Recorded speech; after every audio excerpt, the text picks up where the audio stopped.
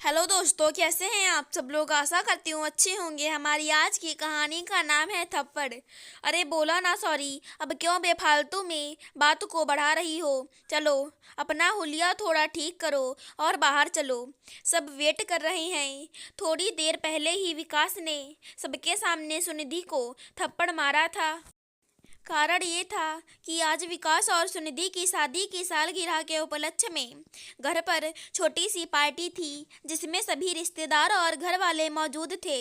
सुनिधि ने अपनी ननद को चाय बनाने के लिए कह दिया था, जिससे वो भी पार्टी के लिए तैयार हो सके। सुनिधि की सास को ये बर्दाश्त नहीं हुआ कि मेहमान बनकर आई हुई बेटी को बहू ने काम करने के लिए कह दिया।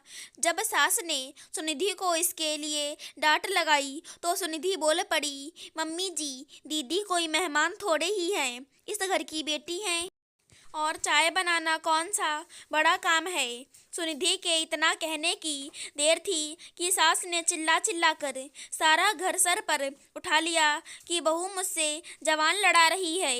इतना सुनते ही विकास ने बिना कुछ सोचे समझे सबके सामने सुनिधि को जोरदार थप्पड़ जड़ दिया।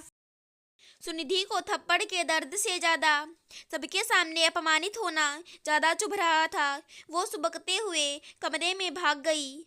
सभी मेहमान आ चुके थे, लेकिन सुनिधि अभी तक कमरे से बाहर नहीं आई, तो सब सुनिधि के बारे में पूछने लगे। सास ने इशारे से बेटे को बहू को बाहर लाने के लिए कहा, नहीं तो सबको क्या जवाब देते। विकास को भी लगने लगा कि अब यदि उसने सुनिधि से माफ़ी नहीं मांगी तो सबके सामने उसकी बेइज्जती हो जाएगी। यही सोचकर विकास सुनिधि को मना रहा था। छोड़ो ना सुनिधि, तुमने माँ और दीदी की बेइज्जती की। तब गुस्से में मेरा हाथ उठ गया, हिसाब बराबर हो गया। सुनिधि का दिल भीतर ही भीतर रो रहा था। जिस खुशी वैवाहिक जीवन के 1 साल पूरे होने की खुशी में ये पार्टी रखी गई थी, उसमें उसकी खुशी और सम्मान कहाँ है। क्या सबके सामने इस तरह थप्पड़ मारने के बाद अकेले में सॉरी बोलने से क्या हिसाब बराबर हो गया।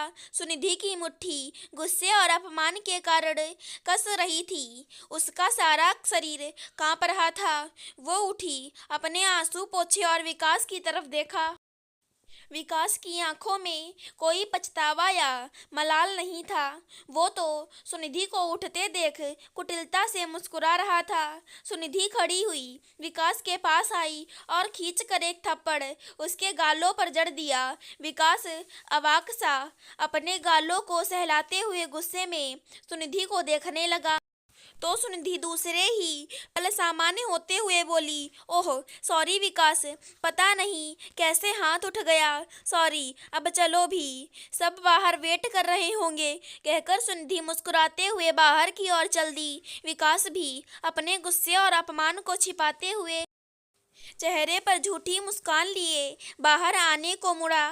दरवाजे पर उसकी माँ और बहन खड़ी थी, जो कुछ भी ना देखने का नाटक कर रही थी। विकास चुपचाप कमरे से निकलकर सुनिधि के पीछे चल दिया।